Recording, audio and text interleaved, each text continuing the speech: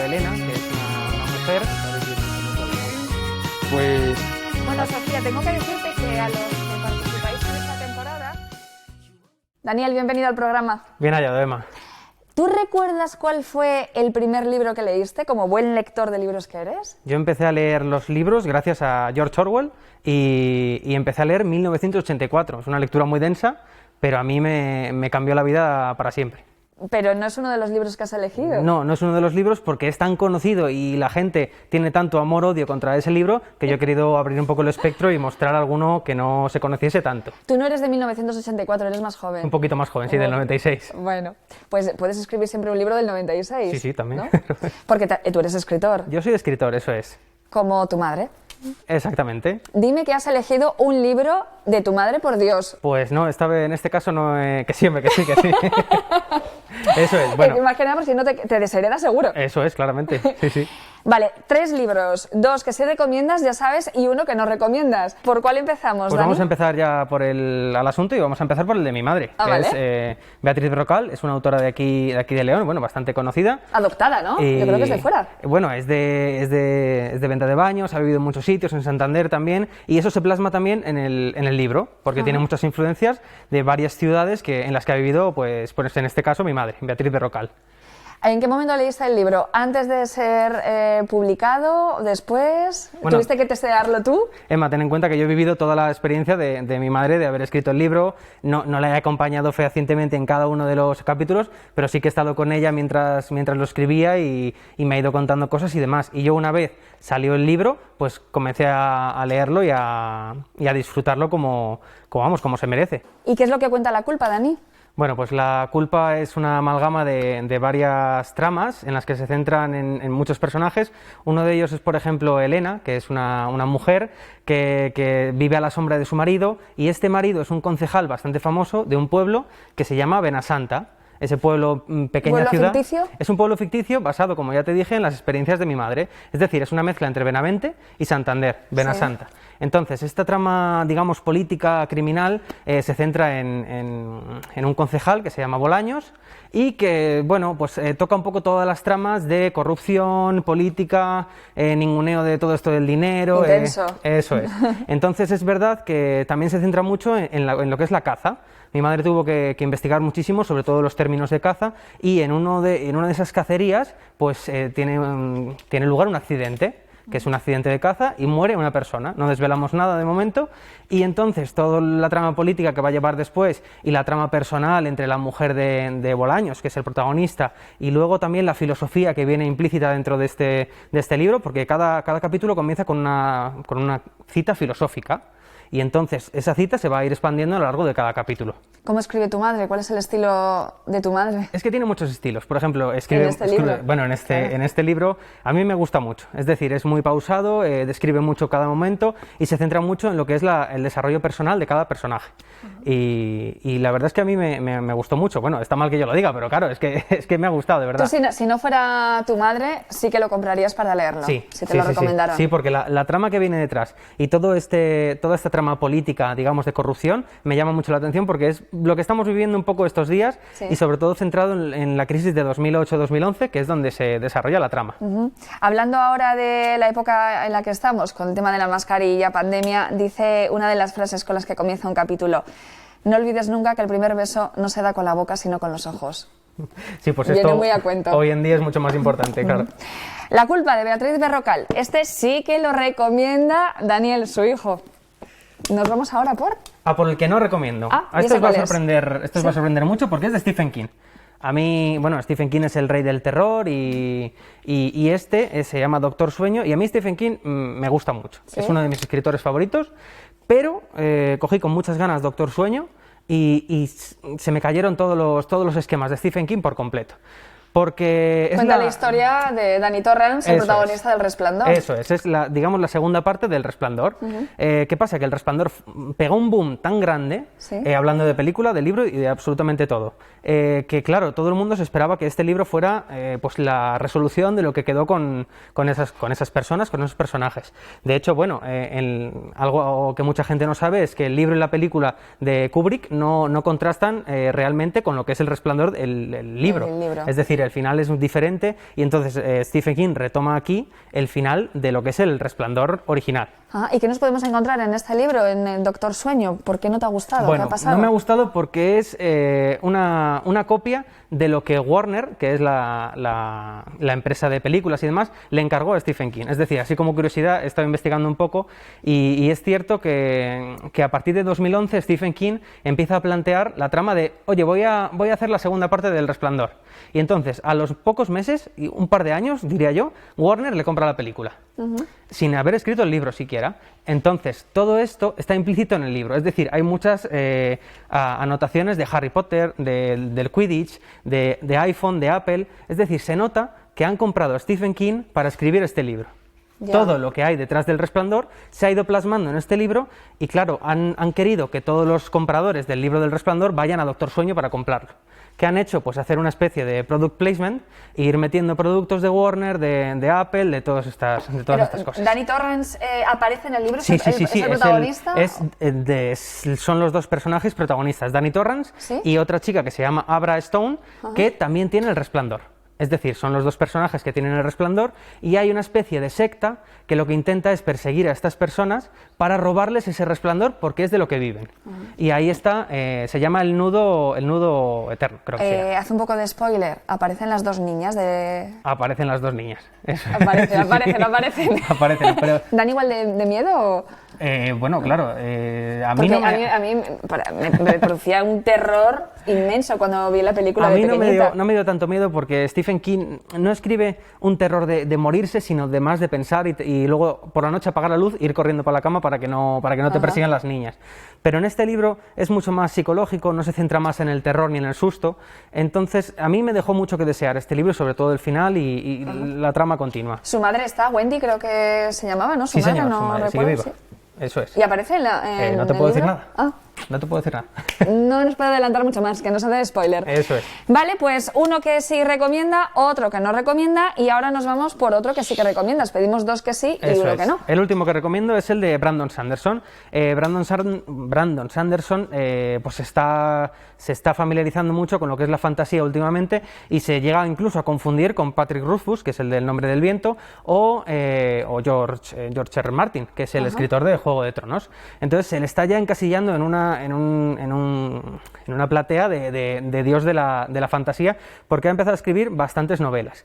Una de ellas es El Camino de los Reyes. El Camino de los Reyes es el primer libro dentro de una decalogía de 10 volúmenes que se va a llamar El Archivo de las Tormentas. Entonces este es el primero.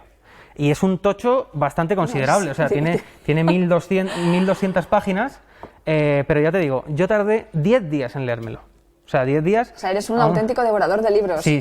Engancha. Engancha muchísimo porque te recuerda al Señor de los Anillos, a Juego de Tronos y sobre todo, bueno, él se inventa un universo alucinante. Es decir, parte desde cero y te mete en una temática que te trae recuerdos de otras series fantásticas que te van a encantar. Pero este libro, una vez que lo terminas, deja la historia abierta, es decir, ¿podrías leerte este primer libro de la saga y ya? No. Es decir, bueno, hay unos personajes, se cierran ciertas tramas, pero es verdad que hay un mundo, un universo, un multiuniverso que abre Sanderson aquí y que es verdad que vas a tener que seguir leyendo, vaya. Como Juego de Tronos, Eso claro, es. El igual. problema es que más o menos tarda de 3 a 4 años de media en escribir cada libro, si los escribe. Entonces, de momento... Encima, claro, va a dejar encima con ganas. de momento está cumpliendo, pero bueno, si echamos cuentas, a 10 libros, 3 o 4 libros al año... O sea, 3 o 4 años cada libro, pues nos salen 30 años de espera. Eso es lo que yo he leído, ¿no? Que eso es. En un tiempo de entre 20 y 30 años sacará los 10 tomos. Bueno, pues pero nada. merece la pena, de verdad. Brandon Sanderson, El Camino de los Reyes. En 2 semanas se lo ha leído el tío. Oye, tenemos un regalo para ti, Bea. Tenemos un obsequio qué bien. de parte de Sputnik para que leas, para que sea tu próxima lectura. Ya nos contarás. En esta ocasión, El Saludo de las Brujas de Emilia Pardo Bazán, un clásico. Ostras, sí. Oye, pues muchas gracias, de verdad. Gracias por venir al programa. Muchas gracias, Dani, a gracias. vosotros. Y un saludo a tu madre. No pierdas de vista ni una sola página y disfruta de la lectura con Multiópticas. Gafas Mo, diseñadas para vivirlas solo en Multiópticas. Déjate las Mo puestas. Manuel, te iba a decir eso de joroña, que joroña, pero te lo dicen siempre. Entonces, no sé, ¿alguna palabra en griego? Bueno, pues por ejemplo, Andra, que es muy bonita y ¿Andra? significa varón. Ajá. Y bienvenido a Muchos Libros Después. Muchísimas gracias por haberme invitado. No, quiero decir que ¿cómo se dice en griego? ¡Ojalá! ¿Cómo lo traducimos? Ya es difícil, date cuenta que yo enseño griego antiguo, yo de griego moderno, aunque es parecido. ¿Bienvenido?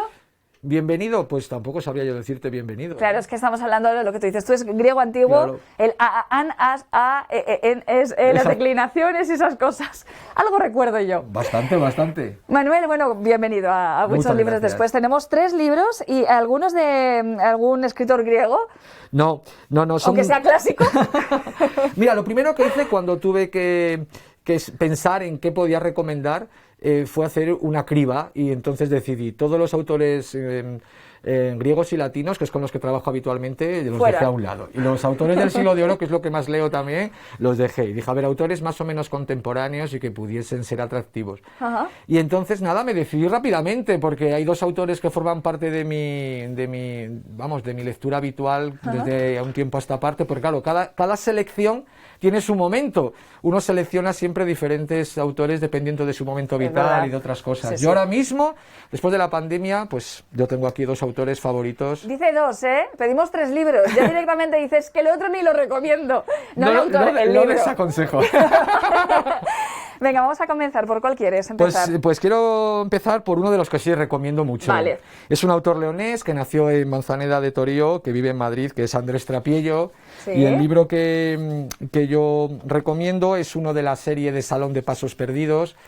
Lleva ya 23, empezó... Es una amplia colección, como bien Sí, dices. es una novela en marcha, como lo llama él, pertenece un poco al género de la ficción del yo, no es una novela, no es un diario, y él va entrelazando muchos tipos de narraciones, descripciones maravillosas de paisajes, también de poesía, aforismos. Es literatura en estado puro que a mí me relaja muchísimo y sobre todo me río mucho. ¿Sí?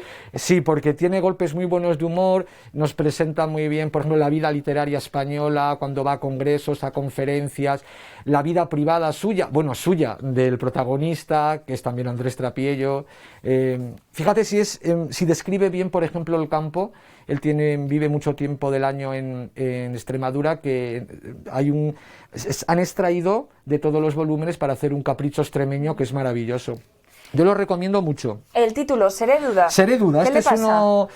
Bueno, los títulos de él son siempre, muchos de ellos están sacados de sus grandes lecturas, como por ejemplo Galdós, y en el fondo que somos todos, más que una gran duda, ¿no? Desde los tiempos de Edipo, que uno cree que sabe quién es y no sabe nada, ¿no? Pues aquí lo que va trazando, cada volumen es un año, que luego él reelabora literariamente 7 o 8 años después, ¿no? Y lo que vive y apunta le sirve como de anécdota para luego retocarlo él literariamente. Y aquí, pues, y todos los tomos empiezan igual, con la Nochevieja del año que termina y termina en la Nochebuena o la Nochevieja del año siguiente, que suele pasarla en León. Entonces, luego si me permites, te leo un poco de cómo describe. Ahora mismo si quieres, Sí, Manuel. termina Sí. en las páginas finales, viene a León este año, de este tomo, y describe un paseo que hace por un lugar por el que hemos ido todos muchas veces. Nos levantamos temprano, subimos por la ribera del Torío hacia Pontedo y cruzamos luego por la collada de Valdeteja para bajar por la ribera del Curueño. Los árboles sin hojas, robles, chopos, negrillos, hayas, los prados verdes sin ánimo y el humo de las cocinas sin pujos. He ahí todo el paisaje, con el río a un lado siempre, un río con aguas tan finas. O sea, lo está describiendo, escribe Totalmente, tan es que bien, te es un lo placer imaginas, absoluto. Y por el placer literario, por lo que evoca, por cómo escribe, por lo que me río, soy un auténtico forofo de Andrés Trapiello. Seré Duda de Andrés Trapiello sí que lo recomienda Manuel. Lo recomiendo, vamos. ¿Por cuál? Cualquiera de los tomos de... ¿Te has leído todos? Sí. Son 20 y tantos, ¿no? Y los 26. tengo. ¿Tienes todos? Todos los 23 los tengo de Andrés Trapiello. Soy un poco compulsivo, entonces cuando algo me gusta mucho intento leerlo desde los tiempos de la benemérita biblioteca pública, que yo fui socio. Cuando algo me gustaba, yo empecé a leer así. Luego, cuando he tenido dinero, he querido tenerlo y hacerlo mío. Tenerlos Sí, en casa. sí, Venga, sí, vamos sí. a continuar, Manuel. El siguiente autor que recomiendo muchísimo también es... este es un premio Cervantes del 2002, es un autor que ha tenido muchísimos premios de narración, murió el año pasado justo antes del confinamiento, en marzo del 2020, nació en Ávila, por tanto es un autor también aquí de nuestra comunidad autónoma, Vivió toda la vida apartado en Valladolid, en un pueblecito alcazarén, y precisamente por ese apartamiento es una figura que me encandila. Me parece apasionante la rectitud moral, la cultura sin alardes, la denuncia de todos los excesos a todos los niveles, alejado de toda vida pública, y en todos los géneros que ha tocado es de una perfección formal, pero luego además a mí me parece honesto, sería la palabra con la que yo definiría a José Jiménez Lozano. Entonces yo he seleccionado un libro de cuentos, él escribió novelas, escribió cuentos, que me gusta mucho un título de uno, pero quizá fuera el más conocido, son grandes relatos porque tratan de gente pequeña, porque las verdades son las cosas sencillas, habla mucho de las personas del campo, pues de cuestiones, ves a tus abuelos en el pueblo, las cosas sencillas, el huerto, las 3 Ave Marías, ir a comprar y charlar, estar de charleta, cosas que parecen poco importantes, pero son las únicas, que son las únicas que importan. Se ha valorado ahora en la pandemia, sí, en el sí. estado de alarma. Pues a mí son relatos cortos, mientras que esto es una novela que no tiene capítulos o un diario que va siguiendo, esto son relatos de 2 páginas y media, algunos incluso más breves. Yo recomiendo los relatos cortos y este es uno de los libros. ¿Están interrelacionados de algún modo entre sí o no? ¿Tienen alguna relación? No. ¿Son independientes? Sí, siempre hay una anécdota que te permite ver por qué es el azul sobrante, ¿no? En este caso, el cuento que da título al libro es el azul sobrante. Es el azul puro con el que se hizo la bóveda del cielo y que sobra y que está en pequeños detalles, teñidos de añil, donde menos te lo esperas, en la gente, en el pueblo, en la gente sencilla. Yo lo recomiendo, su poesía, su novela, pero este libro, por ejemplo, me parece fantástico. El azul sobrante, José Jiménez Lozano, sí lo recomienda sí, lo Manuel. Recomiendo mucho. Vamos a por el más complicado, el que no recomiendas, el que ni el autor ni siquiera lo ha mencionado al principio. Además que, claro, es un autor que juega con diferentes nombres, ¿no? Sí, señora. No lo recomiendo, más bien lo desaconsejo. Para mí es un libro de cabecera, pero creo que no es una lectura fácil, ni que siquiera una lectura para estos tiempos donde pues la frivolidad, un poco el que las cosas ocurran deprisa, el que se busque la inmediatez, digamos el goce rápido. Este libro no es así. El libro del desasosiego, el título lo dice mucho, de Fernando Pessoa, aunque es verdad que publica con diferentes heterónimos. Eso es, según los géneros literarios, porque él es poeta, y según los modos de ánimo, pues tiene diferentes, como por ejemplo este que empezó bajo el heterónimo de Bernardo Soares. ¿Cuándo descubriste que no te gustaba este libro, que no lo ibas a recomendar? Bueno, pues es difícil no recomendar, como ya ha dicho mucha gente. Bueno, bajo tu punto de vista. Pues porque me parece un libro denso y un libro al que hay que dedicar un tiempo que no se tiene para leer. Ahora, para un buen lector, un lector aficionado a la lectura, digamos, seria, por así decir, me parece un libro inagotable. Lo que pasa es que yo no es que no lo recomiende, lo desaconsejo en estos tiempos, efectivamente. Y los 3 tienen algo en común, y es que hay fragmentos de uno y de otro en los que se autocitan. ¿Cómo que a qué te refieres? No por te ejemplo, entiendo. Para Andrés Trapiello, Fernando Pessoa es un libro de cabecera. Entre ellos, se autocitan entre ellos. Sí. En un Los libro, autores, ¿no? Exactamente.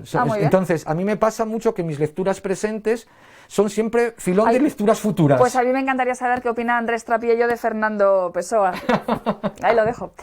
Bueno, en esta temporada, en esta tercera temporada, siempre la librería en la que grabamos, en este caso la librería Iguazú, os regala a los participantes un libro. Y en este caso, José Rabón, ha elegido Grecia, viaje de otoño, por Xavier Moret. Fabuloso. ¿Quién pudiera viajar? Y además en otoño, para irse a Grecia. Pues muchísimas gracias. ¿Es la mejor época para irse a Grecia en otoño? Claro, no hace calor y seguro que hay menos turistas, aunque ya ahora... Y más barato, así que muchísimas gracias, bueno, muy agradecido. Gracias por acompañarnos, Manuel. A vosotros, muchas gracias, Emma.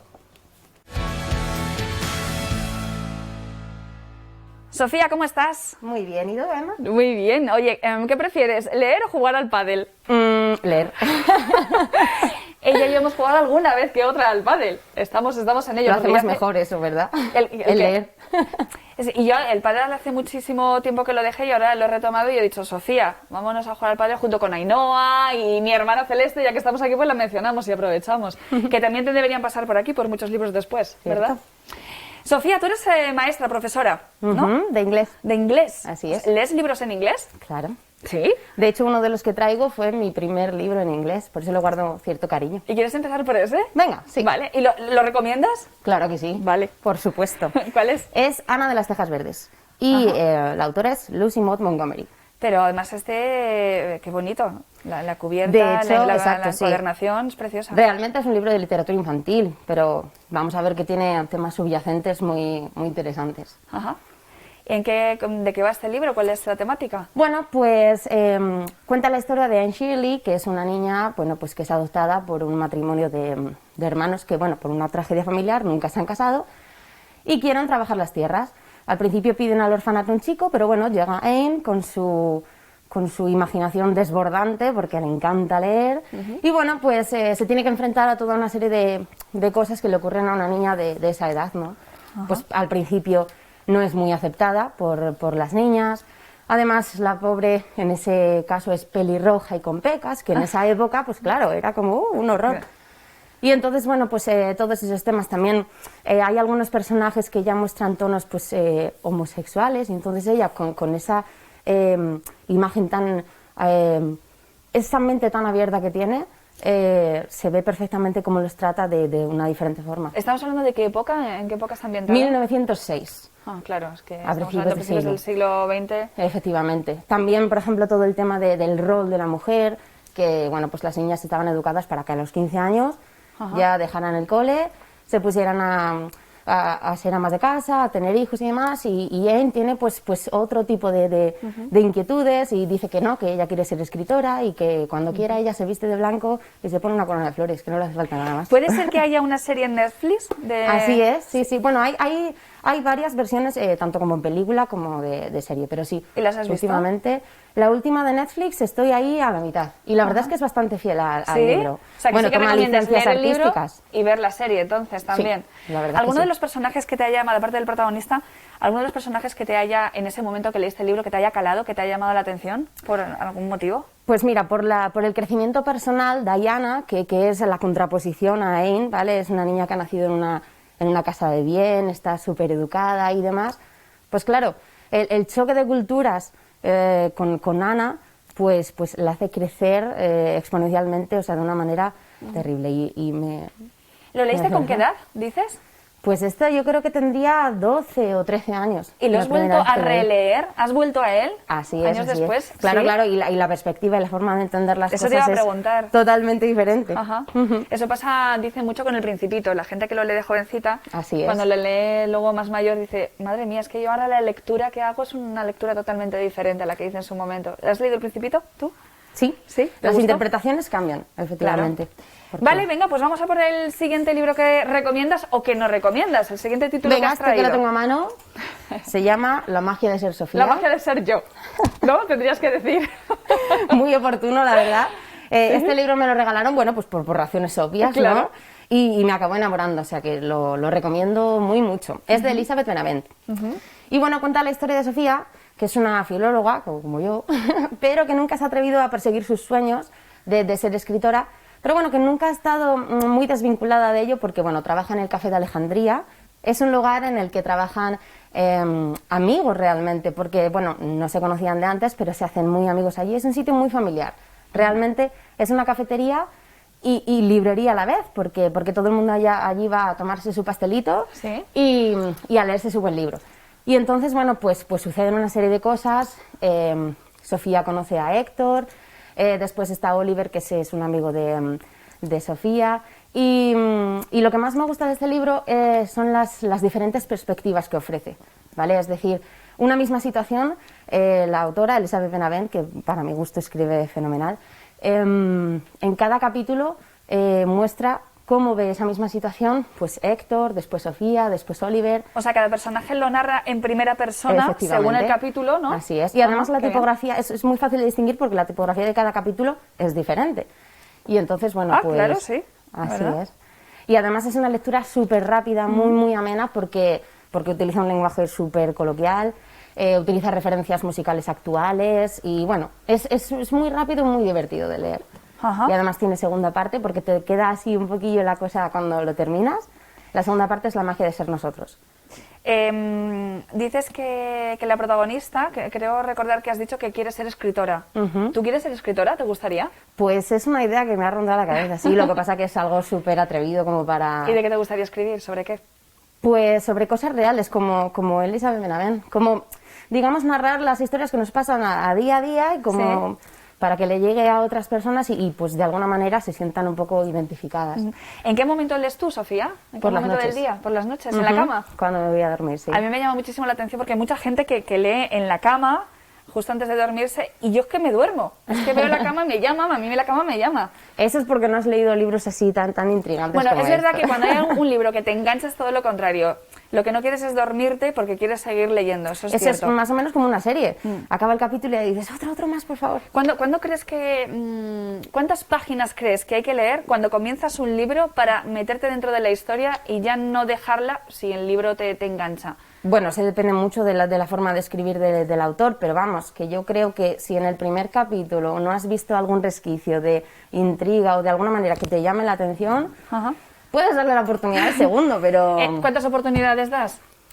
Yo más de 2 capítulos no. O sea, que has abandonado libros, ¿no? Hay gente que dice, por mis narices que lo termino. Me cuesta mucho porque soy de ese tipo de personas que quiere acabar todo lo que empieza, pero realmente hay cosas que cuando no puede ser, no puede ser. ¿El libro que no recomiendas, lo acabaste? No. ¿Cuál es? Pues mira, lo tengo aquí y es El día que se perdió el amor. Es de Javier Castillo, ¿sí? Y es la segunda parte de la biología. Y en la primera parte es El día que se perdió la cordura. Y entonces, bueno, a pesar de lo que pueda aparecer en el título, es un thriller, ¿vale? Es una investigación, la historia narra la investigación de asesinatos y desapariciones de mujeres en extrañas circunstancias, pues por ahí hay pues algún tipo de secta, ¿no? Y cosillas así. Y bueno, en la primera parte la verdad es que está lleno de intriga y de sorpresas porque además son historias muy intrínsecas. Primero tenemos al detective y después al aprendiz de detective, ¿sí? Que también de alguna manera sí que narran en diferentes puntos de vista. Y la verdad es que la primera historia es muy movida, cada capítulo te deja como sin aliento.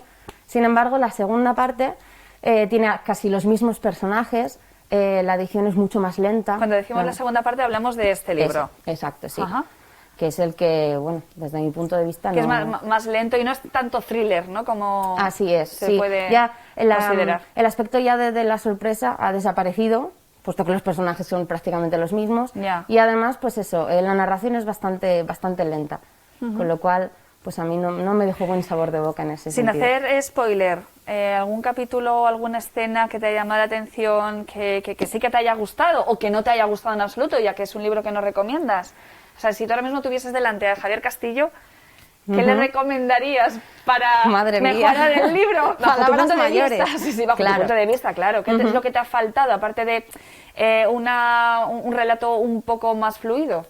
Pues mira, me viene a la cabeza una escena en la que la protagonista de este libro, que es la hermana del anterior, está en una biblioteca y mira todos los libros con atención y digamos esa forma de describir tan en forma de ensayo, ¿no? Absolutamente todo detallado, como que hace demasiado, o sea, igual son 4 o 5 páginas describiendo cómo la chica pues toca los libros de la librería, entonces es como un poco... Claro, acostumbrado a la rapidez del anterior, pues digamos que es un poco choque. Quizás si no hubiera habido primero, pues bueno, pues te lo tomas de otra manera. Pero al tener ya la referencia de un primero, pues bueno. El día que se perdió el amor, de Javier Castillo, Sofía no lo recomienda. Hay una frase en la contraportada que me ha gustado mucho, me ha llamado mucho la atención. Dice, a veces el amor te pone en el camino equivocado para que sepas cuánto duele. Así es. Qué buena reflexión, ¿eh? Casi que preferimos no estar en el camino equivocado. Que duele mucho, ¿verdad? Cuando duele, duele mucho. Bueno, Sofía, tengo que decirte que a los que participáis en esta temporada, la librería en la que grabamos os hace un regalo de un libro, os regala un libro. Qué bien. En esta ocasión espero que Óscar haya acertado, yo creo que sí. Óscar de la librería El Guardián de los Libros. Y bueno, y ya que te ha gustado Elizabeth Benavent, y ya que trabaja en Benavente, esto es un guiño para... ¿Cómo se llama el instituto en el que das clase? León Felipe. ¿León? León Felipe. Bueno, además saluda a tus alumnos. Un besito, ¿aquí? chicos. ¿En esta? Aquí. Bueno, pues Óscar ha escogido en esta ocasión El arte de engañar al karma, de Elizabeth Benavent, que creo que es el último que ha publicado, ¿verdad? Qué bueno. Qué bueno, es Para muy que te- sugerente el título, ¿eh? Para que te enganches por las noches y duermas un poquito Todavía menos. más, todavía más. Pues muchísimas gracias. Gracias, Sofía, por acompañarnos. Dime que has elegido un libro de tu madre, por Dios. Pues no, esta vez en este caso no, que siempre, que sí, que sí. Para Andrés Trapiello, Fernando Pessoa es un libro de cabecera. Entre ellos, se Entre ellos, autocitan sí, entre sí, ellos. sí, Ah, sí, ok. sí, sí. O sea, si tú ahora mismo tuvieses delante a Javier Castillo, ¿qué le recomendarías para Madre mía. mejorar el libro? Bajo tu Palabras punto de mayores. vista. Sí, sí, bajo Claro. tu punto de vista, claro.